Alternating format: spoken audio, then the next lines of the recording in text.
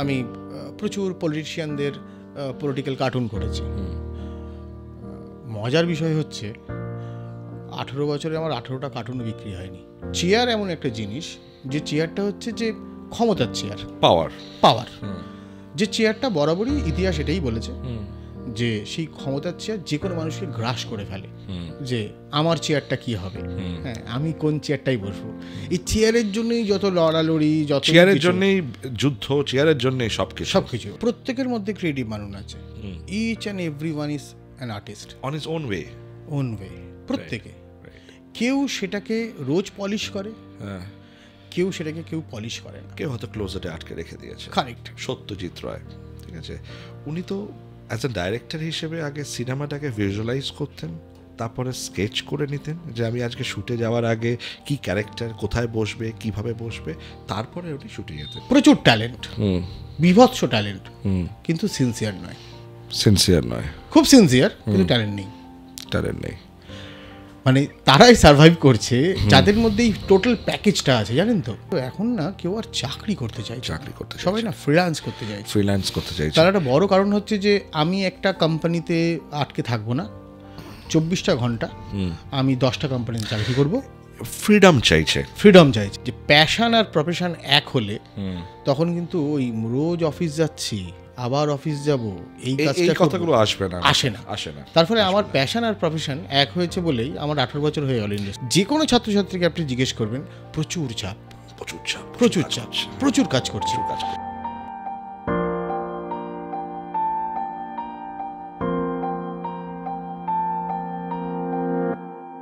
Cartoon, comics, এই নামগুলো আমাদের ছোটবেলার সাথে খুব আন্তরিকভাবে জড়িয়ে আছে। একসময় আমাদের মনোরঞ্জনের বেশ অনেকটা জায়গা নিয়ে কিন্তু থাকতো এই মজার ছবিগুলো।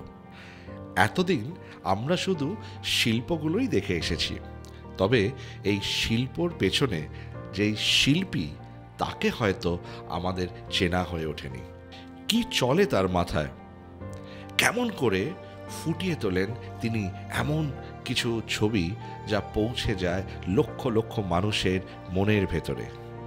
আসুন আজকের মাই ক্যারিয়ার মাই চয়েস পডকাস্টে জেনে নিই এমন এক কার্টুনিস্ট বা ইলাস্ট্রেটর এর গল্প। আর যদি তোমাদের এই পডকাস্ট ভালো লাগে আর তোমরা যদি এরকম আরও পডকাস্ট দেখতে চাও, তাহলে তোমরা জানো কি করতে হবে। লাইক করতে হবে, শেয়ার করতে হবে, যাতে আমরা ইন্সপায়ার্ড হই।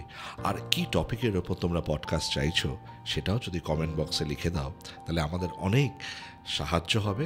আমরা আগামী দিনে তোমাদের কাছে নিয়ে আসব তোমাদের পছন্দ মতন podcast. Welcome to my career my choice podcast. আজকের পডকাস্টটা খুব ইম্পর্ট্যান্ট। আজকের পডকাস্ট তোমাদের জন্যে যারা ফাইন আর্ট নিয়ে পড়াশোনা করছো এবং ভাবছো যে কি হবে আমাদের ক্যারিয়ারে। তো আজকে আমাদের guest mister Uday Dev. Sir, welcome to My Career, My Choice podcast. He is a cartoonist as well as illustrator. Sir, আমরা জানতে চাইব যে আপনার যে ক্যারিয়ার জার্নি, এই যে as a cartoonist, as an Illustrator, এটা কি ছোটোবেলা থেকেই আপনার মানে ইনক্লিনেশন ছিল, না আপনি পরে এটা ডিসকভার করেছেন? না, একেবারেই আমি আগে জানতাম না যে আমি একজন কার্টুনিস্ট হব বা একজন ইলাস্ট্রেটর হব। কিন্তু ছবি আঁকা বা ধরুন আর্ট কলেজ, এটা আমার স্বপ্ন ছিল বরাবরই। কারণ ছবি আঁকার প্রতি আমার প্রবল ভালোবাসা ছিল। কিন্তু মজার ঘটনা হচ্ছে যে আপনি যে ইন্ট্রোটা দিলেন একটু আগে, তার সাথে রিলেট করতে পারছি যে আমার পরিবারের প্রত্যেকে থিয়েটার করতেন। রাইট। আর্ট কলেজে কখনো কেউ যাননি। কিন্তু আমার বাবা মা, আমার খুব প্রিয় বন্ধু, তারা যেটা করতেন সেটা হচ্ছে যে আমার যে কেরিয়ার বা ধরুন আমার যে পছন্দ, কেরিয়ার তো তখন বুঝতাম না, শুধু ভালোবাসা ছবি আঁকাটা, তারা কিন্তু কিছু বুঝতেন না, কিন্তু কখনো বাধা দিতেন না। কি ভাগ্যিস বাধা দেননি। সাপোর্ট সিস্টেম শুধু একবারই বলতেন যে আচ্ছা আর্ট কলেজ থেকে বেরোলে চাকরি পাওয়া যাবে তো, যেটা আজও সবাই একই কথা বলে, সব প্যারেন্টসরা একই কথা বলে। তার থেকে একটা বড় কথা, যখন একটু বড় হয়েছিলাম যে বিয়ে হবে তো, মানে বিয়ে হবে, হ্যাঁ মানে আমি বিয়ে করতে পারবো তো, মানে মেয়ে পাওয়া যাবে, হ্যাঁ মেয়ে পাওয়া যাবে কিনা, মানে পুরোটাই একটা সেট আপ। মানে ধরুন, মানে আমার সাথে এরকম প্রচুর লোকের কথাবার্তা হয় যে কেন সরকারি চাকরি কাউকে তুমি বিয়ে করতে চাইছো। আরেকটাও নোশন আছে যে আর্ট নিয়ে পড়বি, এটা তো মেয়েরা পড়ে। ছেলেরা আবার আর্ট নিয়ে পড়বে হ্যাঁ, নাকি? মানে ধরুন এই একটা নোশন অনেক কিছু ছিল, হ্যাঁ, যে ছিল। ধরুন ইতিহাস এরকম বলেছে যে ধরুন হাওড়া স্টেশনে শুয়েছিলেন অনেকে, তারপরে মানে আরেকটা ব্যাপার ছিল সেই সময়, ধরুন আমি 99 সালে আর্ট কলেজে ঢুকি, government art college. Government art কলেজের এখন বয়স প্রায় 170 বছর, বহু পুরনো।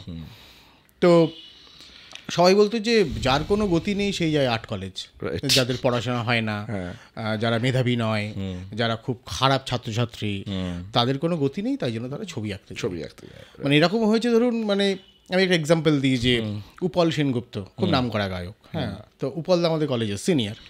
তো উপলদাকে যখন জিজ্ঞেস করা হয়েছিল যে উপলদা তুমি এখন আউটডোর করার সময় তোমার ইতিহাসটা বলো, তো আমরা কি করতাম, স্কেচ করার জন্য, স্টাডি করার জন্য আমরা শিয়ালদা হাওড়া স্টেশনে বসে থাকতাম এবং ছবি আঁকতাম, মুভিং অবজেক্ট কীভাবে আঁকবো। তখন উপলদাকে একজন বলেছিল, একটি বাচ্চা ছেলে তার বাবার সাথে ছিল, তো বাচ্চা ছেলেটাকে তার বাবা বলছে, দেখ তুই যদি পড়াশোনা না করিস তোকে কিন্তু হাওড়া স্টেশনে বসে ছবি আঁকতে হবে। তো এইটা একটা ট্যাবু ছিল, এখনো আছে, সংখ্যায় কমেছে। কিন্তু আমি আপনাকে বলছি যে গভর্নমেন্ট আর্ট কলেজ, ওটা আমার স্বপ্ন ছিল, আরও অনেকেরই স্বপ্ন ছিল। Indian art college, government art college, Santiniketan, Baroda, Mumbai. তো এইটা যাওয়ার পরে মানে মন দিয়ে ছবি আঁকবো, তারপরে কি হবে না হবে আমরা কিচ্ছু জানতাম না। তারপরে ধরুন মাস্টার ডিগ্রি করলাম প্রিন্ট মেকিংয়ে নিয়ে। তারপরে কোনো এক সময় আমার মনে হলো যে আমি আমার খাতার সাদা পাতায় বা ধরুন অঙ্কের বইয়ের পেছনে আমি প্রচুর মজার ছবি আঁকতাম। কার্টুন আঁকতাম না, কার্টুন তখনও কিন্তু বুঝিনি, মজার ছবি, হ্যাঁ, মানে নাক বড় কান ছোট, মজার ছবি আর কি। বন্ধুরা সেটা বলতো কার্টুন, আমিও বলতাম কার্টুন, কিন্তু আদপে কার্টুনটা কি সেটা বুঝেছি আমি 30 বছর পরে। তো মজার ঘটনা হচ্ছে যে আমি যখন মাস্টার ডিগ্রি 2006 সালে পাশ করি প্রিন্ট মেকিং নিয়ে, তার রেজাল্ট বেরোনোর 2 দিন আগেই আমাকে দ্য টেলিগ্রাফ আমাকে চাকরির অফার করে। মানে সেও চাকরি অফার করে, যিনি হচ্ছেন সুমন চৌধুরী, তিনিও সিনিয়র একজন ইলাস্ট্রেটর, কার্টুনিস্ট, খুব নাম করা। তিনি বিশ্বভারতী ছাত্র ছিলেন এবং বিশ্বভারতী থেকে তিনি কিন্তু গভর্নমেন্ট আর্ট কলেজ থেকে বিশ্বভারতী থেকে পাশ করার পরে তিনি টেলিগ্রাফে অ্যাজ এ স্টাফ ইলাস্ট্রেটর ছিলেন আর কি। তো খুব ইন্টারেস্টিং জার্নি। মানে ধরে রাখুন যে আমরা কখনো ভাবিও নি যে আর্ট কলেজ থেকে পাশ করার পর আমি ইলাস্ট্রেশন নিয়ে কাজ করব, বা আমি পলিটিক্যাল কার্টুন আঁকবো, বা আদপে কোথাও চাকরি পাবো, বা আমার বিয়ে হবে কিনা। তো এই সব কিছু মিলিয়েই এই জার্নি শুরু হলো। এবং আমি দেখছিলাম আপনার কিছু ইন্টারভিউ, যেখানে আপনি বলেছেন যে অনেক বন্ধু বান্ধব আপনাকে সাপোর্ট সিস্টেম দিয়েছে, অনেক ইন্সপায়ার করেছে। হ্যাঁ, মানে ধরুন সাপোর্ট সিস্টেম মানে ধরুন আজকে এই জায়গায় বসে আছি আমি প্রচুর ঋণী। মানে ধরুন আমি যদি আপনাকে এখন নাম বলি তাহলে এই পডকাস্টটা মিনিমাম 4-5 ঘন্টার হয়ে যাবে। তো বেসিক্যালি আমার মাস্টারমশাই, আমার পরিবার, আমার বন্ধু বান্ধব প্রত্যেকে সাপোর্ট করেছিল যে তোমার ভালো দিকটা কি, হ্যাঁ তুমি এটা নিয়ে কেন কাজ করছো না। ইনফ্যাক্ট আমারও একটা সময় মনে হয়েছিল যে ধরুন সো কল্ড পেন্টার যাকে বলে বা পেন্টিং করছি, সেই ছবির থেকে আমি কিন্তু একটা মজার ছবি এঁকে অনেক বেশি রিলেট করতে পারতাম নিজের সাথে নিজে। আমি কোনটাই খুশি হচ্ছি, যার ফলে সোল স্যাটিসফ্যাকশন। এবং আমি এটা ভীষণ আনন্দে বলি যে খুব রেয়ার একটা জিনিস আপনি হয়তো খুব ভালো মতো জানতে পারবেন, যে প্যাশন আর প্রফেশন এক হলে তখন কিন্তু ওই রোজ অফিস যাচ্ছি আবার অফিস যাব এই কথাগুলো আসে না। তারপরে আমার প্যাশন আর প্রফেশন এক হয়েছে বলেই আমার 18 বছর হয়ে গেল ইন্ডাস্ট্রি। কিন্তু একটা স্ট্রাগল ফেস তো আপনাকে ক্রস করতে হয়েছে, বিকজ এই আর্ট নিয়ে যারা পড়াশোনা করে তাদের একটাই তো কমপ্লিকেশন থাকে যে কিছু ইনকাম হবে কি, একদমই তাই। মানে সবাই তো আর ফেমাস আর্টিস্ট তৈরি হতে পারে না। তো সেইখানে এই যে একটা মানে যেখানে আপনার আর্টের একটা খিদে আপনার মধ্যে আছে, ক্রিয়েটিভিটি আপনার ভেতরে আছে, কিন্তু কমার্শিয়ালি হয়তো একটু আস্তে আস্তে আপনি গ্রোথ করছেন, তার জন্য হয়তো টাইম নিয়েছে, একটা ডিউরেশন আপনাকে ক্রস করতে হয়েছে। তো সেই টাইমটাতে কিভাবে নিজেকে মোটিভেট করতেন? হ্যাঁ, এইটা খুব ইন্টারেস্টিং প্রশ্ন। কারণ ধরুন আমি প্রায় 22টা ইন্টারভিউ দিয়েছিলাম, মানে আর্ট কলেজে যখন আমাদের গ্র্যাজুয়েশন কমপ্লিট করলাম। আর মজার ঘটনা হচ্ছে 22টা ইন্টারভিউতে আমি পাস করতে পারিনি। আচ্ছা, হ্যাঁ, মানে কমপ্লিট রিগ্রেট আর কি। তো তখন আমার বরাবরই মনে হয়েছিল যে নিশ্চয়ই আমার কাজের কোনো খামতি আছে। তো আমার মনে হয় অন্যের দিকে আঙুল তোলার থেকে নিজের দিকে আঙুল তোলাটা বেটার। একটা তুললে তো নিজের দিকে 3টে থাকবেই, কিছু করার নেই। তার ফলে আমি আবার শূন্য থেকে শুরু করেছিলাম, এবং আমি দেখেছিলাম যে এই যে আর্ট অ্যান্ড কালচার বা ধরুন ভিজুয়ালি যে লাইন্স বা ভিজুয়াল থট, এর যে এত পসিবিলিটিস আছে, এত ব্রাঞ্চ, এত রুট, মানে ধরুন আমার তো এখন মনে হয় যে একটা জন্ম যথেষ্ট নয়, না কমপ্লিট নয়। হ্যাঁ, মানে আরও যদি ধরুন 10টা উদয় আমার সাথে থাকতো, তাহলে ধরুন 10 রকমভাবে রাবণের মতো কাজ করতে পারতাম আমি আর কি। একটা দেশের পুরো আর্টটাকে নিয়ে আসাটাই তো অনেক অনেক, মানে ধরুন আমি আপনাকে বলছি, মানে খুব ইন্টারেস্টিং বিষয় যে ফর এক্সাম্পল আপনার কথা বলছি, আপনি তো ভিজুয়াল আর্ট নিয়ে পড়াশোনা করেননি, না করিনি, কিন্তু আপনি এটুকু জানেন যে আপনার যে অফিস বা স্টুডিও, সেখানে আপনি একটা চেয়ার কোথায় রাখবেন, বা একটা টেবিল কোথায় রাখবেন, বা একটা ছবি কোথায় ঝোলাবেন, এই যে এস্থেটিক সেন্সটা, এটাও কিন্তু একটা part of the art. Part of the art. এটা সবার থাকে, আবার অনেকের থাকে না। কারেক্ট। তার ফলে হোঁচট খায়, ধাক্কা খায়, বুড়ো আঙুলে লাগে, খেলেই কিন্তু সে নিজের ওপর আঙুলটা তুলবে না, সে সোসাইটিকে ব্লেম করবে, তার ভাগ্যকে ব্লেম করবে। এই করতে করতে অনেক অনেক বাচ্চা আমরা দেখেছি যারা আর্ট নিয়ে পড়ছে, আজকে আর্টের মানে এই যে নোশনটা, যেটা আপনার পরিবার আপনাকে সাপোর্ট করেছে, ইউ আর ফরচুনেট, কিন্তু এই যে পেরেন্টসরা কেন সাপোর্ট করছে না যে তুমি আর্ট নিয়ে পড়তে যাও, তার একটাই কারণ হচ্ছে যে রেফারেন্স পাচ্ছে না, যে হ্যাঁ আর্ট নিয়ে পড়ে একটা ভালো ক্যারিয়ার তৈরি হয়েছে, যেখানেই যাচ্ছে সেখানেই দেখছে যে কেউ স্ট্রাগল করছে, হয়তো আর্ট নিয়ে পড়তে পড়তে ওটা ছেড়ে দিয়ে অন্য কিছুতে চলে যাচ্ছে, এই যে ক্যারিয়ার ট্রান্সফরমেশন হয়ে যাচ্ছে, আর্টিস্টটা তার মনের মধ্যে থেকে যাচ্ছে, সে হয়তো তার প্যাশনটাকে অন্যভাবে এক্সপ্রেস করছে, তার হবিতে কনভার্ট করে দিচ্ছে, কিন্তু ছেড়ে দিচ্ছে, অনেকে হালটা ছেড়ে দিচ্ছে। তার কারণ হচ্ছে তারা মনে হচ্ছে যে আর কিছু হবে না।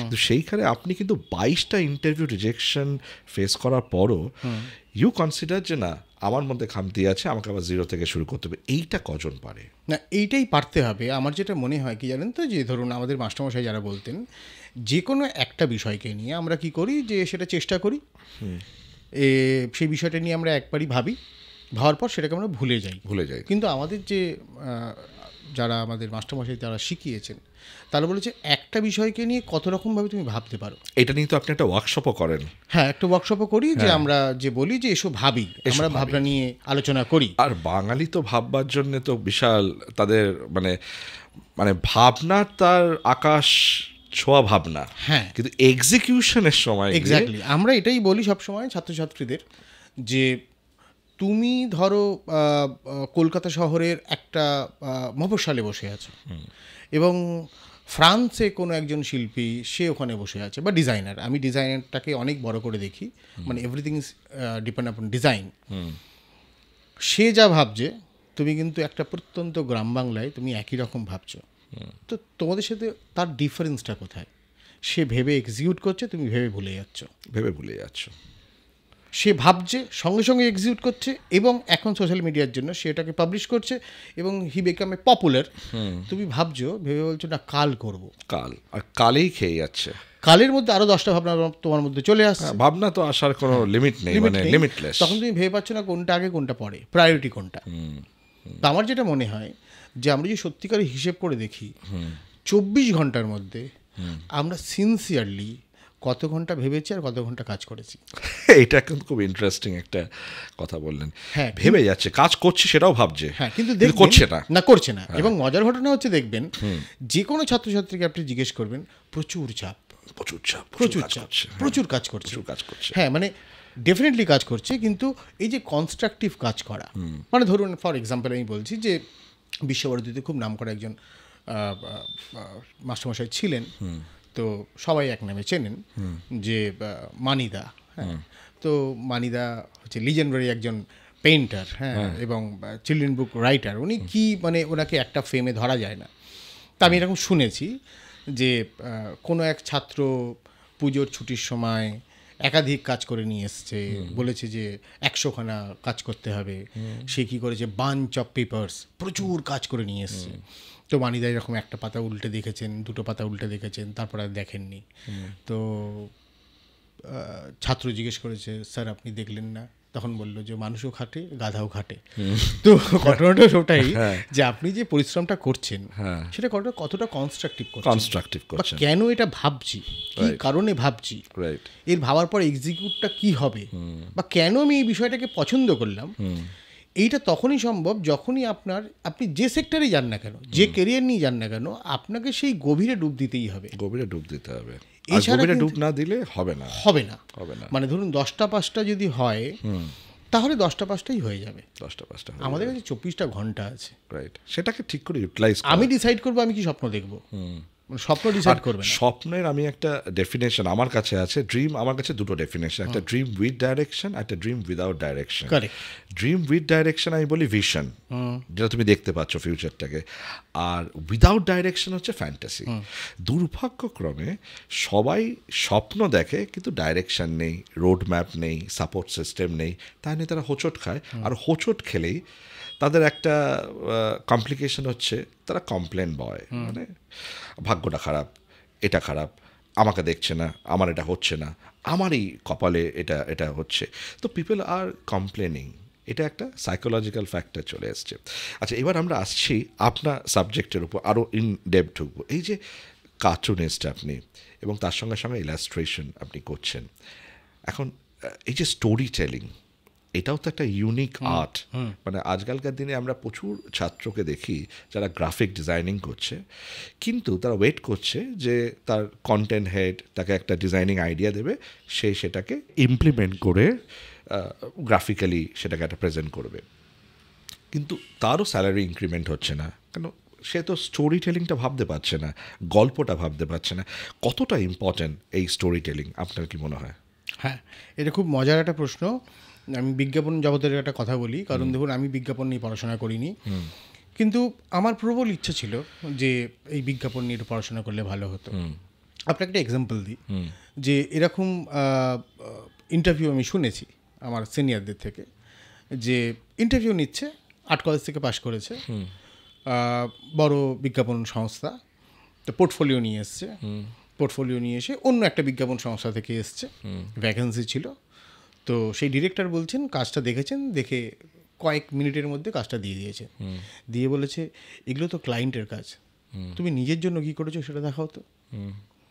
গল্পটা সেটাই, ধরুন আপনি যেখানেই চাকরি করছেন আপনাকে একটা অ্যাসাইনমেন্ট দেওয়া হয়েছে, রাইট, সেটা আপনি ডেলিভার করছেন, আর অ্যাসাইনমেন্টে কোনো ইনস্ট্রাকশনও আছে, রাইট, কি করবেন কি করবেন না, কতটা করবেন কতটা করবেন না, তার জন্য আপনার পদোন্নতি হচ্ছে, আপনার স্যালারি বাড়ছে, তো সেখানে আপনি নেই, আপনিটা মিসিং, আপনিটা হচ্ছে প্রথম, আমার মনে হয় ওটাই হচ্ছে প্রাইমারি অবজেক্ট, যে আমি একটা কোম্পানিতে চাকরি করছি, যেমন ধরুন আমি 18 বছর চাকরি হয়ে গেল, আমি টেলিগ্রাফ, দেন ডিএনএ বোম্বে, এখন টাইমস অফ ইন্ডিয়াতে আছি, আমি ধরুন পলিটিক্যাল কার্টুন করছি বা ইলাস্ট্রেশন করছি, করার পর আমি তো এগুলো অ্যাসাইনমেন্ট করছি, আমাকে কোম্পানি যেটা করতে বলছে, যেটা আমার ডিউটি, কিন্তু ডিউটির বাইরে যেটা সেটা আমি কী করছি।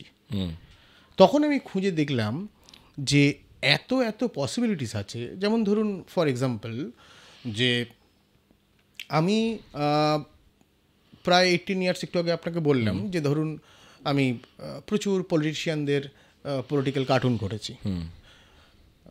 মজার বিষয় হচ্ছে 18 বছরে আমার 18টা কার্টুনও বিক্রি হয়নি, কেউ সংগ্রহ করেনি। কিন্তু এই পলিটিশিয়ান কার্টুন যখন আপনি করছেন, তো তার এগেনস্টে রিপালকেশন কি আসছে? মানে ওই পলিটিশিয়ানরা যখন আপনার সঙ্গে, সেই বিষয়টা আপনি বলবো, সেটা খুব মজার ঘটনা আর কি। কিন্তু যেটা আমি বলতে চাইছিলাম সেটা হচ্ছে যে কেউ কার্টুন কেনেনি, কিন্তু প্রচুর অ্যাপ্রিসিয়েট করেছে, আমার স্যালারিও বেড়েছে, আমার পদোন্নতি হয়েছে, সব কিছু হয়েছে, কিন্তু আমি তো খুশি থাকতে চাইছি, মানে আরও খুশি, যেখানে আমি কোনো ক্রিয়েটিভ জায়গা থেকে আমাকে ওই ট্রিগারটা করবে আর কি, যেখানে ধরুন কোনো মানিটারি ব্যাপার নেই, কিন্তু আমাকে ধাক্কা দেওয়ার জন্য নিজেকেই ধাক্কা দিতে হবে, মানে আমি অপেক্ষা করবো না আমাকে পুশ করছে, রাইট। তখন আমি কি করলাম, যে ধরুন ফর এক্সাম্পল লালু প্রসাদ যাদব, বিখ্যাত একজন, মানে ওরকম নেতা খুব কমই এসছে, হ্যাঁ, ডেসপারেটলি যা খুশি তাই বলেন আর কি, হ্যাঁ, এবং আমাদের কার্টুনিস্টের জন্য উনি একটা অবজেক্ট, হ্যাঁ, অসামান্য অবজেক্ট। তখন আমি কি করলাম, যে ওটাকে কাঠের পুতুলে বানালাম, এবার কেন কাঠের পুতুলে বানালাম? আমি তো কাগজে ভালোই ছিলাম, আমার কাছে ক্রোকিল ছিল, তুলি ছিল, রং ছিল, আমার স্যালারি বাড়ছে, লোকজন অ্যাপ্রিসিয়েট করছে, আরে কেনে নি তো ভারী বয়ে গেছে। কিন্তু মজার ঘটনা কি জানেন তো, যে আমার বেশ কিছু বন্ধু বান্ধব আছে যারা প্রচুর বড় লোক, হ্যাঁ, তাই না, পডকাস্টে শুনলে আমার সাথে আবার ঝগড়া করতে পারে, তো তারা বিদেশের বিভিন্ন জায়গায় ঘুরে ঘুরে বেড়ায়। আর ঘুরে ঘুরে বেড়ানোর পরে আমি যখনই তারা সোশ্যাল মিডিয়ায় ছবি দেয়, আমি সঙ্গে সঙ্গে তাকে ফোন করে বলি আমার জন্য এই পুতুলটা কিনে দে। আমি পুতুল সংগ্রহ করি, আমার কাছে আজারবাইজান থেকে শুরু করে সব জায়গায় বেশিরভাগ জায়গায় পুতুল আছে। সেই পুতুল ককেশি ডল থেকে আমি খুব ইন্সপায়ার হয়ে আমি কি করি, যে আমি লালু প্রসাদ যাদবের একটা পুতুল গড়ি, কাঠের পুতুল, রাইট, যেখানে নাক নেই, হাত নেই, মিনিমালিস্ট ফর্ম। এবং লালুর সাথে, লালু কিনলে দুধের বোতল, দুধের জার আপনি ফ্রি পাবেন। আচ্ছা, ঠিক আছে। তো মজার ঘটনা হচ্ছে যে লালুর কানে যে চুলটা, সেটা মা কি করেন, যে উল দিয়ে আঁচড়ে না কানের চুলটা বানিয়ে দেন। রাইট। লালু যখন আমি কাগজে এঁকেছিলাম একটাও বিক্রি হয়নি, কিন্তু লালু কাঠের পুতুল প্রায় 50টা বিক্রি হয়েছিল। কারণ চুলটা একটা ফিল গুড ফ্যাক্টর, লোকেরা চুলটা পরে আসছে। কেন বিক্রি হয়েছিল, কেন লোক লালুর কাঠের পুতুল কিনছে, এত তো কাঠের পুতুল ছিল। কারণ এর আগে লালুকে কেউ ছুঁতে পারেনি, এবার ছুঁতে পারছে, এইবার ছুঁতে পারছে। এবার ফিডব্যাক শুনুন, যারা কালেক্টর রুডেন্ডাল আমার, তারা ফোন করে বলছে যে লালু নিয়ে খুব বিপদে পড়েছি। পলিটিক্যাল আলোচনা দেখুন, যে আগে বলতো কেমন আছো, কি খেয়েছো, কেমন চলছে, অফিসের সমস্যা কিনা, সে আমার সাথে লালুর কথা বলছে, যেটা আমি আনএক্সপেক্টেড। তাই আমি বললাম যে হ্যাঁ কেন, কি সমস্যা? না, লালু এত ছোট চুরি হতে পারে, লালুর কানের চুলে মশা বসছে। ওকে। এর আগে কিন্তু যখন কাগজে এঁকেছিলাম, লালুর কানের চুলে মশা বাজার কোনো জায়গা ছিল না, কারণ সামনে কাঁচ ছিল। রাইট, বুঝেছেন? দুধের কানটা খুব ইন্টারেস্টিং, হ্যাঁ, একটু বড় হলে ভালো হতো। আচ্ছা, আমি কি একটা দুধের কান এক্সট্রা পেতে পারি? এই যে ধরুন, তার সাথে আমি পলিটিক্যাল কথাবার্তা বলছি। ফর এক্সাম্পল বলছি যে আমি যখন আর্ট কলেজে পড়ি, তখন রাজনীতি নিয়ে আমার কোনো পড়াশোনা ছিল না, কিন্তু আমার যে স্ত্রী, ও এখন গভর্নমেন্ট আর্ট কলেজে প্রফেসর, ও কিন্তু রাজনীতি নিয়ে প্রচণ্ড অ্যাওয়ার ছিল, প্রচুর পড়াশোনা। তো আমি জানি না যে এরকমভাবে 360 ডিগ্রি ঘুরে যাবে এখন, হ্যাঁ, তারপর আমাকেই এখন রাজনীতি নিয়ে স্বপ্ন দেখতে হয়, ছবি আঁকতে হয়। মজার ঘটনা হচ্ছে যে রাজ্য চারুকলা পর্ষদে আমরা উডেন দলের এই কার্টুন দল থেকে একটা স্টল দিই, যেখানে আমার অনেক ইন্ডিয়ান পলিটিশিয়ান ছিল, ইয়াং জেনারেশন, যারা ধরুন ছাত্রছাত্রী। একটি ছেলে একটি মেয়ে এসে তখন সবে সবে আমাদের অরবিন্দ কেজরিওয়াল, যে এখন সিএম দিল্লির, মাফলার ম্যান বলা হয়, তার কাঠের পুতুলটা ছিল পুচকে। তো মেয়েটি ছেলেটাকে বলছে যে আমাকে অরবিন্দ কেজরিওয়ালটা কিনে দিবি? তখন বলছে না, কিনে দিতেই পারি, কিন্তু মাফলারটা বড্ড নোংরা হবে। তখন বলছে এই দেখ নিচে গিট বাঁধা আছে, ওটা খুলে তুই কাচতে পারবি। মানে এই যে ধরুন রাজনীতি নিয়ে ইয়াং জেনারেশন, যারা ছাত্রছাত্রী, তারা যে রিলেট করছে, এটা কিন্তু কাগজে আঁকলেই পেতাম না। এটা যখন ট্রান্সফর্ম হলো একটা অবজেক্টে, তখন তার একটা ডিমান্ড, হ্যাঁ, মানে তার ডাইমেনশনটা চেঞ্জ হয়ে গেল। হ্যাঁ, মানে ধরুন, মানে এই যে অপশন, শুধুমাত্র নট অ্যান ইলাস্ট্রেটর বা কার্টুনিস্ট, আপনি এখান থেকে এতগুলো রুট, এতগুলো ব্রাঞ্চেস আছে, যেখানে আপনি যা খুশি তাই করতে পারেন। তখন মনে হবে আপনার যে একটা জন্ম যথেষ্ট নয়। ফর এক্সাম্পল আপনাকে বলছি যে আমি যখন টাইমস অফ ইন্ডিয়া ধরুন এডিটোরিয়াল পাতায় যে আমার পলিটিক্যাল কার্টুন বেরোয়, গভর্নমেন্ট আর্ট কলেজে যেহেতু আমি পেন্টিং নিয়ে পড়াশোনা করেছি, ওয়েস্টার্ন পেন্টিং নিয়ে, আমি তো সেরামিক শিখতে পারিনি। তো আমি দেখলাম যে শেখার বয়স আর কি আছে, আমি তো 60 বছর বয়সেও নতুন করে কবিতাও লিখতে শিখতে পারি। নয় হবে না, নয় ছন্দ মিলবে না, ছড়া হবে না, অসুবিধা কি আছে? আমি আমার কবিতা নিজেই পড়বো, হ্যাঁ, নিজেই পড়বো। তো তখন আমি কি করলাম, আমার ওই পলিটিক্যাল কার্টুনগুলোকে আমি সেরামিকে ট্রান্সফার করলাম। মানে আজ যেটা ধরুন আমি কাগজে ওকে ছুঁতে পারতাম না বা জড়িয়ে ধরতে পারতাম না, সেটাকে আমি ফিল করতে পারছি। কিন্তু তারও একটা ডিমান্ড আসছে, লোকে নিচ্ছে, এবং লোক প্রচুরভাবে সংগ্রহ করছেন, যার ফলে সারা পৃথিবীতে আমার এরকম প্রচুর বন্ধুবান্ধব বেড়েছে। এরকম তার থেকে বড় কথা হচ্ছে যে ধরুন গ্রিস থেকে শুরু করে বিভিন্ন ইউরোপীয় কান্ট্রি থেকে শুরু করে বিভিন্ন আর্ট কলেজের যারা প্রফেসর, তাদের সাথে এক্সচেঞ্জ হচ্ছে, তারা আমার কাঠের পুতুল সংগ্রহ করছে, তাদের পুতুল আমি সংগ্রহ করছি। এইটা কিন্তু হতো না যদি আমি কাগজে আটকে থাকতাম। আচ্ছা, আরেকটা যেটা আমি খুব ইন্টারেস্টিং একটা অ্যাসপেক্ট দেখলাম, আপনি তো পলিটিক্যাল কার্টুন আঁকছেন, তার সঙ্গে সঙ্গে আপনার চেয়ারের প্রতি একটা আলাদা ভালোবাসা। হ্যাঁ, আমি বরাবরই চেয়ারটাকে নিয়ে আমার অনেকগুলো সিরিজ আছে। যেটা হয় কি বলুন তো, মানে যে কোনো পলিটিক্যাল কার্টুনিস্টরা অ্যান্টি এস্টাবলিশমেন্ট, বরাবরই ক্ষমতাকে ক্রিটিসিজম করে, ট্রু ক্রিটিসিজম করে, কোনো পক্ষপাতিত্ব নয়। তো সেখান থেকে আমার বরাবরই আমি যে কাজটা করেছি, যে চেয়ার এমন একটা জিনিস, যে চেয়ারটা হচ্ছে যে ক্ষমতার চেয়ার, পাওয়ার, যে চেয়ারটা বরাবরই ইতিহাস এটাই বলেছে যে সেই ক্ষমতার চেয়ার যে কোনো মানুষকে গ্রাস করে ফেলে, যে আমার চেয়ারটা কি হবে, হ্যাঁ আমি কোন চেয়ারটাই বসবো। এই চেয়ারের জন্যই যত লড়ালড়ি, যত চেয়ারের জন্যই যুদ্ধ, চেয়ারের জন্যই সবকিছু। ওই জন্য আমি বিভিন্ন মিডিয়ামে আমি চেয়ার নিয়ে প্রচুর কাজ করেছি। এই যে চেয়ারের প্রতি আপনার ভালোবাসা, এটা মানে পলিটিক্যাল কার্টুন আঁকার পর কি আসলো? একদম পলিটিক্যাল কার্টুন আঁকার পর এলো। তখন আপনি পলিটিশিয়ানদের নিয়ে যখন কার্টুন করছেন, তখন একটা নিশ্চয়ই মানে অনেকে ক্রিটিসাইজও করেছে আপনাকে, মানে ধরুন কেন এটা করলে আমাকে নিয়ে। হ্যাঁ, প্রচুর হয়েছে, মানে ধরুন ওপেন থ্রেট হয়েছে। তখন তো পাওয়ারটা আপনি রিয়েলাইজ করতে করতে তখন আপনি ভাবলেন যে ঠিক আছে, এবার তাহলে তোমাদের চেয়ার নিয়ে করছি। হ্যাঁ, এরকম করে কি আসলো নাকি? হ্যাঁ, দেখুন এটা একটা পার্ট, মানে ধরুন পলিটিক্যাল একটা বড় রোল হচ্ছে চেয়ারের, যেখান থেকে শুরু হচ্ছে মানে গদির যুদ্ধ। আবার অনেক পলিটিশিয়ানকে আপনি দেখেছেন, সে হয়তো পাওয়ারে আছে, তখন আপনি একটা কার্টুন করেছেন, সে হয়তো তখন আপনাকে কিছু বলেছে, পরবর্তীকালে তার চেয়ারটাই চলে গেল, সে পাওয়ারলেস হয়ে গেল, এবং তারপরও আপনি তখন কোনো আরেকটা কার্টুন করলেন, তখন আর সে কিছু বলছে না। দুটো জিনিসই হয়েছে। ধরুন এরকম একটা প্রোগ্রামে গেছি, আমাকে এক নেতা বলেছেন যে কার্টুনিস্ট যখনই নামটা বলা হয়েছে, কারণ আমাদের তো দেখা যায় না, অনেকটা অরণ্যদেব টাইপের, হ্যাঁ, তো সেখানে বলেছে যে কার্টুনিস্টদের জেলে রাখা উচিত। হ্যাঁ, তখন আমি অন স্টেজ, মানে আমি দর্শকের আসন থেকে বলেছিলাম, স্যার আমাদের জায়গা নেই ছবি আঁকার, প্লিজ একটা জেলে জায়গা করে দিন, কার্টুন জেল করে দিন। হ্যাঁ, কার্টুন জেল, ওখানে আমরা ওয়ালে কার্টুন আঁকবো। হ্যাঁ, মানে ধরুন একটা ডিপ্রেশন হয় না, এটা কয়েদি যাচ্ছে, তার ধরুন পাশে যদি প্রচুর কার্টুন আঁকা থাকে, সে যতদিন থাকবে কাস্টাডিতে ভাববে, হতেই পারে বেরিয়ে কার্টুনিস্ট হয়ে যেতে পারে, হতেই পারে। হ্যাঁ, তো বেসিক্যালি আবার এরকমও হয়েছে, ধরুন আমাদের এক্স প্রেসিডেন্ট প্রণব মুখার্জি, উনি পলিটিক্যাল কার্টুন খুব ভালোবাসতেন, ওনার কাছে প্রচুর কার্টুন সংগ্রহ আছে। যেমন ধরুন for example RBI, reserve bank of ইন্ডিয়ায় আমার একটা পলিটিক্যাল কার্টুন আর্কাইভ করা আছে বোম্বেতে, এরকম যেমন আছে। আবার কলকাতা শহরে এরকম অনেক গুণীজন কার্টুনিস্ট বা আমাদের পলিটিশিয়ান আছে যারা কার্টুন সংগ্রহ করেছেন।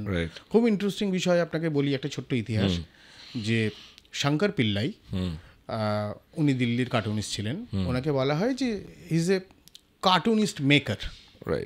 ওনার বন্ধু ছিলেন জওহরলাল নেহরু। তো শঙ্কর উইকলি বলে একটা ট্যাবলয়েড বেরোতো, আর শঙ্করের ডল মিউজিয়াম এখনও কিন্তু ITOতে আছে, দিল্লি ITOতে। তো উনি যখন পলিটিক্যাল কার্টুন করতেন খবরের কাগজে, তখন নেহরুজি প্রচণ্ড খুশি হতেন, আর যেদিন কার্টুন না করতেন ফোন করে বলতো, কি ব্যাপার আজকে কি আমি কিছু করলাম না। মানে একটা সময় ছিল জানেন তো, যে কার্টুনিস্টদের আঁচড়ে যদি কোনো পলিটিশিয়ান না আসে, তারা ডিপ্রেশনে ভুগতো, যে আমি কেন আজকে আমাকে আঁকা হলো না, কেন আমি বিষয় নেই, কেন আমি কার্টুন হলাম না। কিন্তু মজার ঘটনা হলো, যখন ইন্দিরা গান্ধী এলেন, তখন শুরুতেই বললেন যে না, কার্টুনটা আঁকা যাবে না।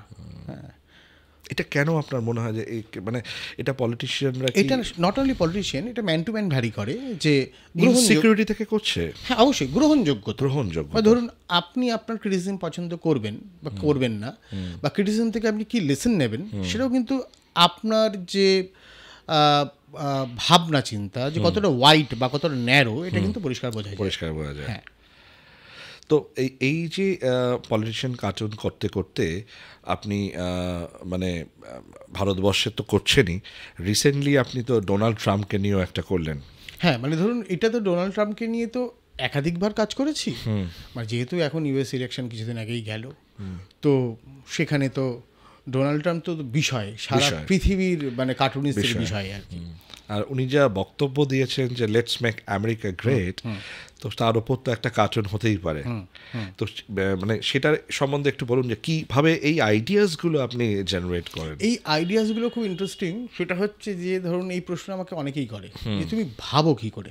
এটা তো বলা যাবে না। হ্যাঁ, না এটা বলা যাবে, এটা না বললে যারা ভাবতে চায় তারাও ভাবতে পারবে না। সেটা হচ্ছে যে অমল চক্রবর্তী একজন লিজেন্ডারি কার্টুনিস্ট ছিলেন।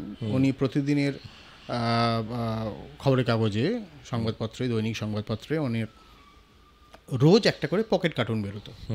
পকেট কার্টুনটা হচ্ছে একটা কালচার, বুঝেছেন? মানে সেটা হচ্ছে যে খবরের কাগজে কলাম থাকে না, 4 centimetre by 4 centimetre. Daily pocket cartoon করা খুব কঠিন, খুব কঠিন। কারণ রোজ কিন্তু সারা পৃথিবীতে কোনো না কোনো ঘটনা এমন ঘটছে না যেটা নিয়ে আপনি কার্টুন করতে পারেন। খুব সিরিয়াস ম্যাটার। আপনি যুদ্ধ নিয়ে কি কার্টুন করবেন, তাই না? কারণ আপনি তো ইমোশনালি মানুষকে এরকমভাবে হাসাতে পারেন না। ওই জন্য আমরা সবসময় বলি কার্টুন হাসায় না, কার্টুন ভাবায়। রাইট। সবার আগে কার্টুনের মধ্যে অনেকগুলো লেয়ার থাকে, প্রত্যেকটা লেয়ার। আর আপনি কার্টুন তখনই চিনতে পারবেন, জানতে পারবেন যখন আপনার কার্টুন নিয়ে পড়াশোনা থাকবে। রাইট। বা সমাজ দর্শন নিয়ে, অর্থনীতি নিয়ে পড়াশোনা থাকবে। কারণ যে কোনো মানে ধরুন পুরনো কার্টুন, সেটা যদি আপনি তার বিষয় বা প্রেক্ষিত না জানেন, তাহলে আপনি ওখান থেকে কোনো কন্টেন্ট আপনি পাবেন না, বার করা যাবে না, কিছু বুঝতে পারবেন না। কে লিডার ছিল সেকেন্ড ওয়ার্ল্ড ওয়ারের সময়, কেন এই পলিটিক্যাল সমস্যা হয়েছিল, কেন তখনকার ইকোনমি কী ছিল। এই যে ধরুন নেসলে বা ফোক্সওয়াগেন সেকেন্ড ওয়ার্ল্ডের সময় হিটলারকে অনেক কিছু অনেক স্পন্সর করেছিল। এবার যেরকম আমরা দেখলাম টেসলা কারেক্ট প্রচুর স্পন্সরশিপ করেছে। ইতিহাসটা আপনাদের জানতেই হবে, কিছু করার নেই। তো সেই জায়গা থেকে অমল চক্রবর্তী বরাবরই যেটা বলতেন যে 60 ভাগ ভাবা আর দেখা আর 40 ভাগ আঁকা। যে ভালো দেখতে সেটাই হচ্ছে কম্বিনেশন। সেটাই হচ্ছে কম্বিনেশন। যে ভালো দেখতে পারে, যে ভালো ভাবতে পারে, সেই ভালো আঁকতে পারে। কিন্তু এই যে ধরুন আমি দেখছি, আমি দেখার পর আমার ভাবনাটা আমার মতন করে আসবে এবং সেখান থেকেই ডেফিনেটলি আমার একটা কনসেপ্ট নোট তৈরি হবে, সেখান থেকেই আমি তৈরি করব আমার ইলাস্ট্রেশন কিংবা কার্টুন। কিন্তু অনেক সময় আমরা দেখেছি যে, যেরকম আমি একটা এক্সাম্পল দিই, সত্যজিৎ রায়, ঠিক আছে, উনি তো অ্যাজ এ ডাইরেক্টর হিসেবে আগে সিনেমাটাকে ভিজুয়ালাইজ করতেন, তারপরে স্কেচ করে নিতেন যে আমি আজকে শ্যুটে যাওয়ার আগে কি ক্যারেক্টার কোথায় বসবে, কিভাবে বসবে, তারপরে উনি শ্যুটে যেতেন। তো এই যে ক্রিয়েটিভ মাইন্ডটা, এটা তো সবার থাকে না। এই ভাবা এবং দেখার যে যৌথ মিলনটা, তার থেকে যে একটা আউটকাম আসবে, এটা তো সবাই করতে পারে না। আমার মনে হয় এটা সবাই করতে পারে, কিন্তু চায় না কি করতে। না, প্রত্যেকের মধ্যে ক্রিয়েটিভ মানুষ আছে। Each and every one is an artist on his own way. Own way প্রত্যেকে। কেউ সেটাকে রোজ পলিশ করে, হ্যাঁ, কেউ সেটাকে কেউ পলিশ করে না, কেউ হয়তো ক্লোজেটে আটকে রেখে দিয়েছে। কারেক্ট। বিশ্বাস করতে পারবেন না যে ধরুন এটা নিয়ে আমার সাথে বন্ধু বান্ধবের প্রচুর তর্ক হয়, যে আমাকে বলে তুমি গিফটেড বা তুমি, হ্যাঁ তুমি গিফটেড। এই শব্দটাকে আমি সম্পূর্ণ ডিনাই করি। আমি সবসময় এক্সাম্পল দিই, জানেন তো, দুজনের এক্সাম্পল দিই, দেওয়া যায় এরকম হাজার জনের। যে আচ্ছা, লতা মঙ্গেশকর কি রেওয়াজ করতেন না? উনি তো গিফটেড ছিলেন। তাহলে কি সচিন টেন্ডুলকার প্র্যাকটিস করতেন না? এটা আমার বড় বলে মনে হয় যে এই গিফটেড শব্দটা, আমি আপনাকে বলছি যে যারা যারা বলে আর কি, আমি তাদেরকে বলি বিশ্বাস করুন যে আগে আমার মাস্টারমশাই বলতেন যে mathematics nothing but a practice. হ্যাঁ, তো basically practice makes a man perfect. এটা ম্যান পারফেক্ট সবসময় আমার যেটা মনে হয় যে ধরুন আমি তাদেরকে বলি, জানিস তো, আমি যদি 4 দিন যদি ছবি না আঁকি, আমি কিন্তু সেই প্রিসাইসলি ক্যারিকেচার করতে পারবো না। আমি জানি আমি কি, কারণ নিজেকে চেনাটা খুব দরকার, ভীষণ ইম্পর্টেন্ট। মানে মানুষ প্রশংসা করবে, ভালো বলবে, মন্দ বলবে, কিন্তু আফটারঅল আপনি জানেন আপনার মধ্যে নেগেটিভ জায়গাগুলো কোথায়। নিজেকে তো নিজেই বুঝতে হবে, ড্রব্যাকটা আইডেন্টিফাই করতে হবে, স্ট্রেংথ আইডেন্টিফাই করতে হবে, একদমই স্ট্রেংথ আইডেন্টিফাই করতে হবে। এবং পাশাপাশি আমি তাদেরকে সবসময় বলি, জানিস তো, আমি একটা লোহা, আমি রোজ ঘষি পলিশ করে করে। যেদিন একদিন আমাকে যদি না ঘষি, আমি সেখানটা হ্রাস করতে শুরু করে দেবে। আর আপনার তো ক্যারিয়ার জার্নিতে আমরা যেটা দেখলাম সেটা হচ্ছে আপনি টেলিগ্রাফে কাজ করেছেন, আপনি বোম্বেতে গেলেন, ফিরে আসলেন পশ্চিমবঙ্গে, কলকাতাতে, টু বি ভেরি প্রেসাইজ। এই যে কার্টুনিস্ট, বেঙ্গলের যারা কার্টুনিস্ট আছে কিংবা ইলাস্ট্রেটার আছে, তাদের নিয়ে আপনি কি ভাবছেন? মানে আপনার দেখুন, এখন পরিস্থিতিটা না একদম বদলে গেছে। মানে এটা আমি কার্টুন দলের জন্য শুধু বলবো না। কার্টুন দলটা তো আপনি একটা করেছেন, আপনি আমি করেছি, মানে কার্টুন দল তৈরি করেছিলেন ডক্টর শুভেন্দু দাশগুপ্ত, কলকাতা বিশ্ববিদ্যালয়ের প্রাক্তন অর্থনীতির প্রফেসর ছিলেন। তো উনি সবাইকে একসাথে করেছেন। খুব মজার ঘটনা হচ্ছে, ওখানেও একটা ক্যারিয়ার নিয়ে কথা বলা যায়, যে ধরুন ডাক্তার, পেশায় ডাক্তার, দারুণ ছবি আঁকে, প্রচুর আছে। পেশায় ধরুন গায়ক, দারুণ ছবি আঁকে। কেউ ইঞ্জিনিয়ার, কেউ লয়ার, হ্যাঁ, কেউ পুলিশ। মানে ধরুন আমাদের গ্রুপে একজন আছেন দ্যুতিমান বলে, উনি হচ্ছেন কোচবিহারের এসপি, দারুণ ছবি আঁকে, আইপিএস অফিসার, দারুণ ছবি আঁকে, গ্রাফিক নোবেল করছে। ওরা এটাকে আর প্রফেশনে কনভার্ট করছে না, মানে প্যাশন হবিতে। এবং কলকাতা শহরে আমি শুধু বলবো, নট অনলি কলকাতা শহর, কলকাতা, পুরো ভারতবর্ষে আমি বরাবরই শুনি যে চাকরি নেই। হ্যাঁ, ফ্রাস্ট্রেশন। আমি আপনাকে বলছি, এত ডিমান্ড বাট সাপ্লাই নেই। কেন নেই? কারণটা হচ্ছে যে আপনি একটা সময় ছিল যে আপনি অ্যাজ অ্যান ইলাস্ট্রেটর আপনাকে ছবি আঁকতে হবে, কিন্তু এখন যদি আপনাকে চাকরি করতে হয়, আপনাকে কিন্তু একটা লোগো বানাতে হবে, আপনাকে পেজ ডিজাইন করতে হবে, আপনাকে ক্যারিকেচার করতে হবে, রিয়ালিস্টিক ছবি আঁকতে হবে, এবং স্টাইলাইজ ইলাস্ট্রেশন করতে হবে। কারণ দেখুন, বিজনেস ইলাস্ট্রেশন আর ফ্যাশন ইলাস্ট্রেশন দুটো কিন্তু এক নয়। দুটোর এখন তো একটা নতুন টার্মোলজি চলে এসেছে, UI UX ডিজাইন। এটা একটা নতুন টার্মোলজি আমরা শুনতে পাচ্ছি। পাশাপাশি ধরুন AI চলে এসেছে। আমি তাও আপনাকে বলছি যে AI ভারতবর্ষকে এখনো অতটা গ্রাস করতে পারিনি। This is the prime time যে হিউম্যান ব্রেন তো AI কে বানিয়েছে, AI হিউম্যান ব্রেনকে বানায়নি। কারেক্ট? আপনাকে যেটা সবসময় ভাবতে হবে যে আমি AI এর ওয়ান স্টেপ আপে কাজ করব, আর সেটা হবেও। মানে AI কোনোদিন কম্পিট করতে পারবে না হিউম্যান ব্রেনের সঙ্গে, সম্ভব নয়। কারণ AI কে জন্মই দিয়েছে একটা হিউম্যান ব্রেন, রাইট? লিমিটেশন আছে। রোজ ধরুন আপডেট হচ্ছে। আমি আপনাকে বলছি, এত ডিমান্ড আছে নিউজ পেপারে, ম্যাগাজিনে, কিন্তু ইলাস্ট্রেটর পাওয়া যাচ্ছে না, গুড ডিজাইনার পাওয়া যাচ্ছে না। কেন? কারণটা কি মনে হয়? দুটো আমার দেখেছি আমি, খুব প্রিসাইসলি এবং সত্যি কথা বলি, সেটা হচ্ছে প্রচুর ট্যালেন্ট, বিভৎস ট্যালেন্ট, কিন্তু সিনসিয়ার নয়। খুব সিনসিয়ার, কিন্তু ট্যালেন্ট নেই। মানে তারাই সার্ভাইভ করছে যাদের মধ্যে এই টোটাল প্যাকেজটা আছে, জানেন তো? যে অন টাইম কাজ ডেলিভার করা, অনেস্টি, 5 রকমভাবে কাজ করা, এবং 5-6 রকমের স্টাইলাইজ অ্যাডাপ্ট করা। কারণ তোমায় যদি সার্ভাইভ করতে হয়, তুমি যদি একটা বেটার স্যালারি পাও, একটা বড় কোম্পানিতে চাকরি করো, স্যালারি তো এখানে মানে কোনো লিমিট নেই। মানে ক্রিয়েটিভ ওয়ার্ল্ডে তো লিমিট নেই কোনো স্যালারি। আমি আপনাকে বলছি, টেলিগ্রাফে আমি যখন চাকরি পেয়েছিলাম 8,000 টাকার মাইনে পেতাম, রাইট? আজকে যারা টেলিগ্রাফে ঢুকছে তারা মিনিমাম 25,000 টাকা মাইনে পাচ্ছে। মানে আমরা সেটা স্বপ্ন। তো কারণ তো একটা আছে, আর এটা স্কেল আপ করারও কোনো লিমিট নেই। কারণ ক্রিয়েটিভের কোনো প্রাইস হয় না, এটা প্রাইসলেস। আমি আপনাকে বলছি, আমার জানা এরকম 2-3 জন আছে যারা মান্থলি 20 lakhs পায় ইলাস্ট্রেটর। কি করে পায়? কারণ তারা আফটার এফেক্টস জানে, অ্যানিমেশন জানে, পলিটিক্যাল কার্টুন জানে, ইলাস্ট্রেশন জানে, স্টোরি টেলিং জানে। এবং তাকে যদি বলা হয় যে ভাই আমি এত কিছু কেন শিখবো, তাহলে তুমি এক্সপেক্টই করো না স্যালারি, রাইট? কারেক্ট? তোমায় যদি সেইটা এক্সপেক্ট করতে হয়, তাহলে তোমাকে অনেক কিছু শিখতে হবে, জানতে হবে। আর দেখুন, আমার যেটা মনে হয় যে কোনো শেখাই বৃথা যায় না জীবনে।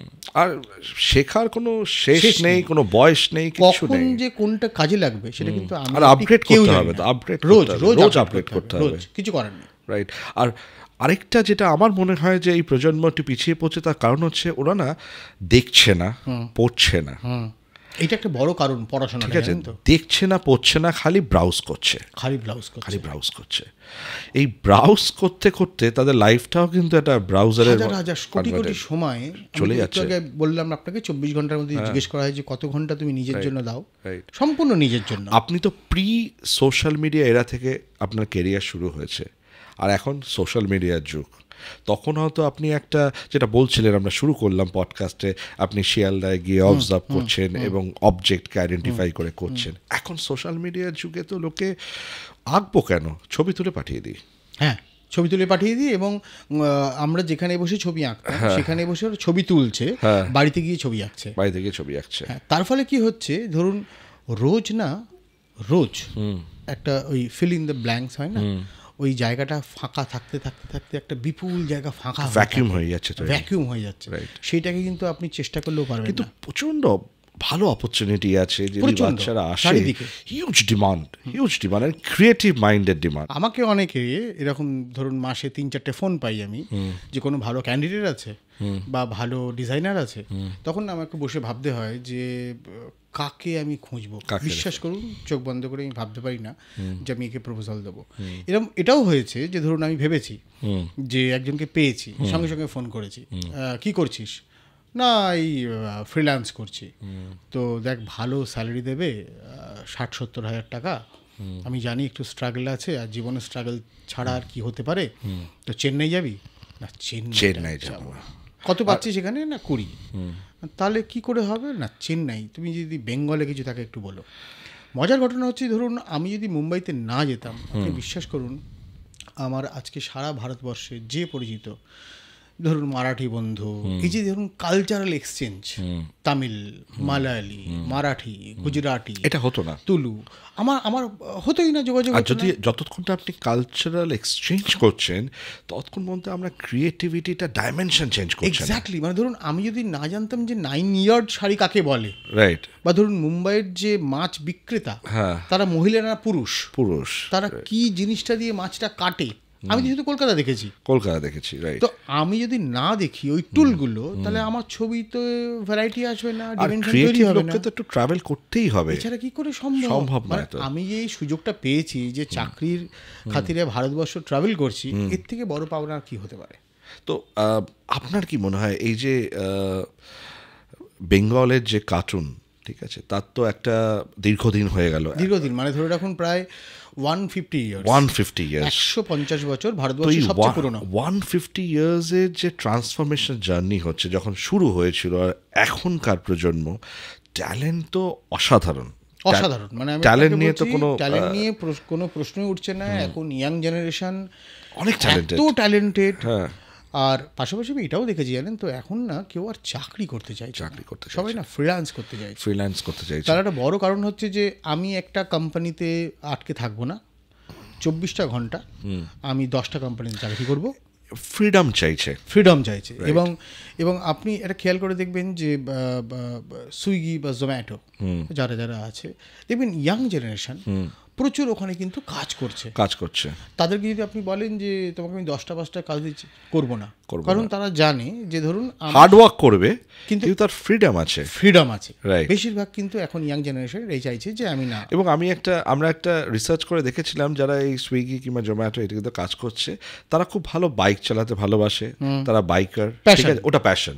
তো ও পেয়ে গেছে একটা মজার কাজ, প্যাশন আর প্রফেশন এক হয়ে গেছে, এবং তারা বাইক করে ডেলিভারি করছে, এবং ঠিক আছে, they are earning good amount of money. কিন্তু যখনই আপনাদের ফিল্ডে আসবো, তখন যদি এরা মানে একটা কর্পোরেট কালচারের সঙ্গে না যায়, চাকরিতে না যায়, ফ্রিল্যান্সিং করে, তাহলে ডেফিনেটলি কোনো অন্যায় নেই, করতেই পারে ফ্রিল্যান্সিং, নিজস্ব ফ্রিডম নিজস্ব। তাহলে কর্পোরেট বাঁচবে কী করে? তারা লোক পাবে কোথা থেকে? তাহলে নতুন তো আর ব্যবসার আসবে না। তখন কি করতে হবে জানেন তো? তখন সমস্যা হবে যে এর উপর ডিপেন্ড করতে হবে, কাজের কোয়ালিটি নষ্ট হবে। তখন সেই কোয়ালিটি দেখে সেই লোকটি বলবে, ইস কেন এইটা ছাপা হলো। আর নাহলে ফ্রিল্যান্সারকেই এনগেজ করতে হবে। কোম্পানি কখনোই চায় না এটা ফ্রিল্যান্স, মানে বড় কোম্পানি, মুনলাইটিং এর একটা ভয় আছে, তারা কখনোই চায় না যে অন টাইম তাকে পাবো কিনা, সে কতটা কমিটেড হবে। এই সব কিছু মিলিয়ে কিন্তু পাশাপাশি আমি খুব খুশি, বা আমাদের কার্টুন দল খুব খুশি যে এখন ইয়াং জেনারেশন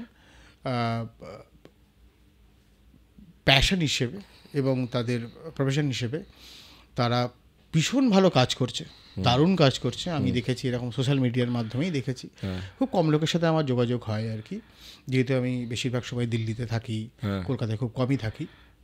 যে সব কিছু মিলিয়ে এখন ইয়াং জেনারেশন খুব ভালো কাজ করছে, যেটা খুব পজিটিভ দিক। তো আপনার তো 2006 থেকে 2024 একটা জার্নি আমরা শুনলাম, জানলাম, এবং আজকের নেক্সট প্রজন্মকে যারা এই ফাইন আর্ট নিয়ে যাচ্ছে, এই যে প্যারেন্টসরা যারা ভাবছে যে আমার ছেলে মেয়ে ফাইন আর্ট নিয়ে যাবে, তার কেরিয়ার কি হবে কি হবে না, তাদেরকে কি মেসেজটা আপনি দিতে চাইবেন? হ্যাঁ, তাহলে এটা আমি শুরুটা একটু বলে দিই, তাহলে সুবিধা হবে। সেটা হচ্ছে যে যতগুলো আর্ট কলেজ আছে ভারতবর্ষে, একমাত্র বোম্বে যে কলেজ অফ আর্টে, যদি আমি খুব ভুল না করি, এই যে ধরুন পলিটিক্যাল কার্টুন বা ইলাস্ট্রেশন নিয়ে কোনো সিলেবাস নেই, জানেন তো? নেই না। আর ঘটনা হচ্ছে এরকমই যে আর্ট কলেজ থেকে পাশ করে বেরিয়ে আমি আপনাকে 100-র বেশি নাম বলতে পারি যারা ইলাস্ট্রেশন নিয়ে সারা দেশ কাঁপিয়েছে। তারা কিন্তু নিজের থেকে নিজেই শিখেছে এবং সেলফ লার্নিং মোড নিজেকে নিজে মোরাল বুস্ট করেছে। শুরুটা বলা উচিত যে বাকি যে আর্ট কলেজগুলো আছে তারা যাতে সিলেবাসে নিয়ে আসে। রাইট। মানে পারবে এই পলিটিক্যাল কার্টুনটাকে আনতে পারবে? কেন অ্যাপ্রুভাল লাগবে কোনো না কোনো গভর্নমেন্টে, সেখানে যদি সাবজেক্টটাকে নিয়ে আসতে চায় সেটা কি পারবে? দেখুন, না বলে কিছু হয় না বলে আমার ধারণা। হ্যাঁ, এরকম অনেক কিছু না। দেখুন, আমরা তো বলি আমরা ডেমোক্রেটিক কান্ট্রিতে আছি, বা সত্যিই কি আমরা ভোট দেওয়া ছাড়া আর কি আমাদের কোনো ডেমোক্রেসি আছে? আমার মনে হয় যে আমরা যদি ধরুন ইন্ডিয়ার বাইরে বেশ কিছু দেশের নাম বলি, সেই নাম আপনিও জানেন, যারা দিনের পর দিন যুদ্ধ চলছে, বা যুদ্ধ চলছে থেকে যুদ্ধ চালাচ্ছে কেউ অকারণে, কারণ যুদ্ধ তো একটা বিগ বিজনেস, এর চেয়ে বড় ব্যবসা কিছু হয় না। তো কিছু বোকা মানুষদের হাতে গোলাবারুদ তুলে দিচ্ছে। আমার মনে হয় এখনো ডেমোক্রেসি আমাদের ইন্ডিয়াতে আছে। আচ্ছা, এখনো আমার যেটা নিজের পার্সোনালি মনে হয়, কারণ দেখুন, যদি ডেমোক্রেসি না থাকতো তাহলে হয়তো এখন আপনার সাথে আমি পডকাস্ট করতে পারতাম না, আমি জেলে বসে আছি। না, ফ্রিডম অফ স্পিচ তো ইন্ডিয়াতে ডেফিনেটলি আছে। এবং আমার যেটা মনে হয় যে আমি স্বপ্ন দেখতাম যে কেন কলকাতা রাস্তায় নামে না, বা কেন কলকাতা এত সহনশীলতা কোথায়। সেটা তো কলকাতা দেখিয়ে দিল। মানে এটা ছিল আমার স্বপ্ন, যে মানুষ কেন প্রতিবাদ করছে না, কেন মানুষ ভাবছে না। মানে সেখানে ধরুন এখন অনেকেই আছে যারা রাস্তায় হাঁটতে পারেনি, তারা গান গেয়েছে, আর সেখানে তো আপনারাও কন্ট্রিবিউট করেছেন। সেখানে আমরা দিনের পর দিন ছবি এঁকেছি, কারণ আমরা জানি আমাদের অফিস করতে হবে, কিন্তু ছবিটাই তো আপনাদের উই ওয়ান্ট জাস্টিসের একটা প্রতিবাদের ভাষা। হ্যাঁ, আমরা লড়তে পারি না, আমরা ভালো বক্তৃতা দিতে পারি না, আমরা রাস্তায় হাঁটতে পারি না, আমরা ছবি আঁকতে পারি। তো আমরা প্রচুর ছবি এঁকেছি। তার ফলে কি হয়েছে যে কলকাতা জেগে উঠেছে। এই কলকাতাকে কিন্তু বরাবর চাইতাম যে এই কলকাতা হোক, যে এটাই স্পিরিট ছিল, জেগে ওঠা। মানে অনেকে বলেন জানো তো, বাঙালি একটা অদ্ভুত, যে ঘুমালে ঘুমায় আর জেগে গেলে আর ঘুমায় না। তো সেটাই, মানে বাঙালি জেগে গেছে। বাঙালিকে বোঝা এটাই একটা বিশাল বড় রিসার্চ। আর বিশ্বাস করুন, বাঙালিকে যে কি রেসপেক্ট করে বাইরে, মানে এই উর্বর মস্তিষ্কের জন্য বাঙালির যে ইন্টেলেক্টটা আছে, এইটা কিন্তু সাবস্টিটিউট আর হচ্ছে সাউথ ইন্ডিয়ান আর বাঙালি ভীষণভাবে কালচারাল একটা ভীষণভাবে আছে। এবং আমি আপনাকে বলেছি যে মুম্বাইতে থাকাকালীন যে কোনো বড় বড় ইন্ডাস্ট্রিতে আপনি দেখবেন বাঙালির সংখ্যা প্রচুর প্রচুর প্রচুর প্রচুর। তো আপনি নিজের ক্যারিয়ার তো ভালোভাবেই ডেভেলপ করলেন, এবং আমরা দেখলাম যে অসাধারণ আপনার ক্রিয়েশন, সেটা দর্শককেও আমরা দেখাবো। তো এই যে চেয়ার, আপনার পেছনেই একটা চেয়ার আছে যেটা আমরা পরবর্তীকালে দর্শককে দেখাবো। এই চেয়ারটা যেটা আপনি করেছেন, তার মধ্যে অনেকগুলো চোখ দেখছি, আর দেখছি একটা দাঁত। এইটা যদি একটু আমাদেরকে একটু এক্সপ্লেন করতে পারেন। যেটা বলে দিই, মিডিয়ামটা হচ্ছে বেসিক্যালি উড, আচ্ছা, এন্ড সেরামিক। রাইট। তো এখানে যে দাঁতগুলো লাগানো হয়েছে, সেই দাঁতগুলো হচ্ছে অরিজিনাল দাঁত। অরিজিনাল মানে মানুষের দাঁত না, রাইট। মানে যখন আমাদের দাঁত বাঁধানো হয় সেই দাঁত। আমার বেশ কিছু বন্ধু বান্ধব আছে যাদেরকে প্রচণ্ড বিরক্ত করি আর কি। আসলে আমার এই কিউরিওসিটি শেষ নেই। আমার মাস্টারমশাই বলতেন যে তোমার সবচেয়ে ভালো মাস্টারমশাই হচ্ছে তোমার কিউরিওসিটি, রাইট। কেন, কি কারণে, এই যে স্পেসিফিক চেয়ারটা, এটা দিয়ে কি আপনি এক্সপ্রেস করতে চাইছেন, এইটা যদি একটু এক্সপ্লেন করেন আর কি দর্শক। এখানে দেখবেন পেছনের চেয়ারের পেছন দিকে বেশ কিছু চোখ আছে। আর চেয়ার যেখানে মানুষ বসে ওখানে দাঁত আছে। মানে ক্ষমতা, এটা হচ্ছে সিম্বলাইজ করছে একটা ক্ষমতাকে, পাওয়ারকে। যে পাওয়ার সবসময় দেখছে, আচ্ছা, যে পাওয়ার দেখছে যে আমার উপরে কে বসছে, আচ্ছা, এবং তারপর রিঅ্যাক্ট করছে, দাঁত দিয়ে কামড় দিচ্ছে, শুধু কামড় দিচ্ছে না, খেয়েই ফেলছে। আমার কাছে আমার একটা বই আছে চ্যাপ্টার 1 বলে, সেখানে পুরো সিরিজটা আছে যে একজন পলিটিশিয়ান, সে চেয়ারে বসছেন এবং চেয়ার ছেড়ে উঠতে চাইছেন না, বারবার করে বসতে চাইছেন, আলটিমেটলি পুরো চেয়ারটা তাকে খেয়ে নিয়েছে, পুরো খেয়ে নিয়ে। তাহলে পাওয়ার কখনো স্থায়ী হয় না, কখনোই স্থায়ী না। যারা ভাবে যে আমার কাছে পাওয়ার আছে, আজকে আছে কালকে নেই, আর ইলেকট্রিসিটি চলে গেলে তো আরো মুশকিল, ওটা কাট অফ হয়ে যেতে পারে, রাইট? তো আরও কিছু ক্রিয়েশন দেখছি এখানে, যেখানে চ্যাপ্টার 1 আপনি বললেন এখানে, এবং আরও এই যে স্কাল্পচারটা আপনি আপনার ঠিক পেছনে আছে, এইটা সম্বন্ধে একটু বলুন। এটা কি? এটা বেসিক্যালি ধরো এখন শ্রেণী বিভাজন, মানে আমাদের ইন্ডিয়ান কনস্টিটিউশন থাকা সত্ত্বেও এত বছর ভারতবর্ষ হয়ে গেছে, এখনও দেখবেন যে আপনি যদি সত্যি কথা বলতে, আমরা যারা আরবান লাইফ লিড করি বা আমরা যারা শহর কেন্দ্রিক মানুষ, তারা কিন্তু জানিই না যে গ্রাম বাংলায় কি হচ্ছে। প্রত্যন্ত গ্রাম বাংলায় খবর কাগজেও আসে না, টিভিতেও আসে না, এবং আমরা হয়তো জানতেও চাই না, রাইট? তো সেখানে ধরে রাখুন এই দলিত বা ধরুন upper class, lower middle class, lower class, সেই বিভাজনটাকে আমি দেখাতে চেয়েছি যে একজন একটা বড় চরিত্র যেখানে একটা মানুষকে ধরে আছে, সেই মানুষটাকে আপনি যেটা বলতে পারবেন সেটাকে আপনি লোয়ার ক্লাস বলতে পারেন, দলিত বলতে পারেন, যে কোনো জায়গায় বলতে পারেন আর কি। আর পেছনে একটা ছবি দেখছি আমি, দর্শকদেরকে দেখাবো, চেয়ার আছে এবং তলায় রক্ত, ওটা অলরেডি খেয়ে নিয়েছে, মানে আফটার এফেক্ট খেয়ে নিয়েছে। আর এই ক্যারেক্টারটা, এই ক্যারেক্টারটা যে খুব ভালো করে দেখবেন, এটা বেসিক্যালি হচ্ছে মাস্টার ডিগ্রির, আমি যেহেতু প্রিন্ট মেকিং নিয়ে আমি মাস্টার ডিগ্রি করেছি, এইটাকে বলে হচ্ছে জিঙ্ক প্লেটের উপর ইনট্যাগ্লিও প্রসেস। ওকে, ইনট্যাগ্লিও প্রসেসটা, রাইট, ইনট্যাগ্লিও প্রসেসটা কি? সেটা হচ্ছে যে টাকা, যে সারা পৃথিবীর যে কারেন্সি আছে না, সেই কারেন্সি ইনট্যাগ্লিও প্রসেসেই ছাপা হয়। ওই জন্য দেখবেন আমাদের যে টাকা আছে সেটার উপর হাত দিলে দেখবেন একটু উঁচু হয়ে আছে। তো এটা বেসিক্যালি বিষয়টা হচ্ছে একজন নেতা, সে গান্ধীর টুপি পরে আছে, আচ্ছা, যে আপনি যদি খুব ভালো করে ডিটেলে দেখেন, আচ্ছা, তো সেই মাস্কটা পরে আছে, যেটা খুব ট্রান্সপারেন্ট একটা মাস্ক। তো এটার প্রসেসটা হচ্ছে যে ওই আর হাত জোর করে আছে, যেটা নেতাদের একটা সিম্বল, রাইট? আমরা আমাদের পডকাস্টটা একদম শেষে চলে এসেছি। আপনার থেকে জাস্ট একটা অ্যাডভাইস আমরা চাইবো নেক্সট প্রজন্ম, because my career my choice হচ্ছে নেক্সট জেনারেশনের জন্যে। আপনি সফল হয়েছেন, আপনি অনেককে হয়তো সফল করার জন্যে প্রচেষ্টাও করেছেন, আপনাদের একটা উদ্যোগও আছে যেটা কার্টুন ক্লাব হিসেবে আমরা চিহ্নিত করতে পারি না, কার্টুন দল হিসেবে আমরা চিহ্নিত করতে পারি। তো আপনারা অনেককে মানে অ্যাডভাইস করছেন কিংবা হেল্প করছেন, কিন্তু এখনও অনেক স্টুডেন্ট ফাইন আর্টস নিতে গিয়ে 10 বার ভাবছে। তাদেরকে আপনি একটা লাস্ট মেসেজ দিন যেটা তাদেরকে ইন্সপায়ার করবে, অ্যান্ড স্পেসিফিক্যালি তাদের প্যারেন্টসকে ইন্সপায়ার করবে, তারা যাতে ফাইন আর্টসে আসে এবং এখানে একটা ভবিষ্যৎ আছে। কি বলবেন আপনি তাদেরকে? দেখুন, ছবি আঁকা বা ফাইন আর্টসে আসা এটা গিফটেড, আমার যেটা মনে হয় যে ছবি আঁকার দিকে এলে যেটা হয় সেটা হচ্ছে যে তুমি যা খুশি তাই তুমি করতে পারবে, রাইট? মানে এটা একজন বিখ্যাত কার্টুনিস্ট বলেন, দেবাশিস দেব, উনি বলেন যে একজন কার্টুনিস্ট বা একজন ইলাস্ট্রেটরকে জুতো সেলাই থেকে অপারেশন থিয়েটারে কি টুল ব্যবহার করা হয় সেটা জানতে হয়। এটা এমন একটা পেশা বলতে পারবেন বা নেশা বলতে পারবেন, যার মধ্যে আপনাকে একটা ছোট স্ক্রু ড্রাইভার থেকে শুরু করে আপনাকে পাহাড়ও দেখতে হয়। মানে এই স্কোপটা কিন্তু অন্য কোনো প্রফেশনে নেই, যে কোনো প্রফেশনে আপনি যান না কেন, যে এত ভ্যারাইটি, এত ডাইভার্সিটি, এই ডাইভার্সিটি অন্য কোনো প্রফেশনে নেই। মানে এবং মনোটোনাস কিন্তু নয় এই প্রফেশনটা, আপনি প্রত্যেক দিন নতুন কিছু না কিছু করছেন, নিউ ক্রিয়েশন। কারণ আপনি রং নিয়ে যখন খেলছেন, আপনার ইচ্ছে হবে আপনি যখন আপনার যে রং মাথায় আসবে সেই রং নিয়ে খেলবেন।